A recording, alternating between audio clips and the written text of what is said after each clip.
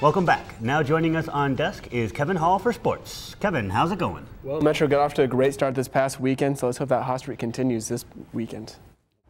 Leaves are changing, kids are going back to school, and even though it's still really hot out, it is volleyball season. And last weekend, the women were down in even hotter Phoenix for the Grand Canyon Invitational. First game was against Cal Poly Pomona, and they shut down their offense, winning in 3 straight sets. The second game of the day against the number 3 team in the nation, the Coyotes of Cal State San Bernardino. Before we get too excited, there were no Acme States being dropped on people. Metro went down early, losing the first set, but never relinquished another lead, winning in 3 straight sets.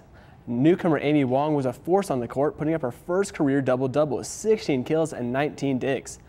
And Vanessa Gemignon is feeling extremely generous throughout the match, dishing out 46 assists. This was the highest ranked team that Metro had beaten since they defeated Wayne State back in 2010, who were also ranked 3rd.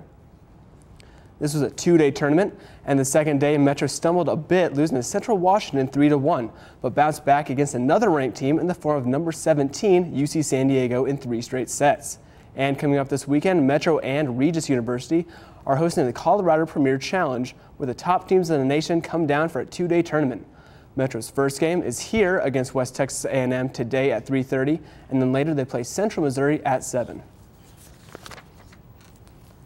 Coming into the season, there were a lot of questions surrounding the men's soccer team. Who's going to play goalkeeper? How would they replace Scott Grody? Who would win in a fight between a Peacock and a Roadrunner? Well, maybe not so much with that last one, but the team did answer the other 2 questions against the Peacocks of Upper Iowa this past weekend. Freshman Dania Rubla scored the first and last goal of the game, but only the first one was needed. Metro goalkeeper Shaylor Thomas made a grand total of 1 save during the game, but Upper Iowa only had 1 shot on goal, so that means shutout. Junior Andy Lopez scored the other goal for the Roadrunners, heading in a corner kick. So I guess we did answer that last question. The next day, Metro took on University of Mary, and that was a 3-0 victory as well. Lopez scored in that game, as did Mark Hirschberger and Brendan Hughes. This weekend, Metro takes on Texas A&M International at 3:30 on Auraria Field on Friday, and they are still at home on Saturday when they face St. Martin's, that game also at 3:30. Seeing that our women's team didn't lose any big parts of their offense this past offseason, their only question going into the season was who would play goalie? Last year's keeper Danielle Quigley is no longer with the team, and that left an opening, one that senior Jordan Simpkins took head-on as Metro took on the Tars from Rollins. First game of the season for both teams, and Metro is looking to get started off on the right foot. But they did have a bit of trouble when midfielder Marie Ipot goes down with what appeared to be a shin injury. But her replacement, Tess Hagenlock, comes in and makes an immediate impact for taking the pass from Becca Medina, running past the defenders, and short-hopping the ball over the diving keeper to put Metro ahead 1-0. Rollins would answer right back. Simpkins showing some first-game jitters in allowing that goal, mistiming the dive. The game gets tied up at 1 apiece.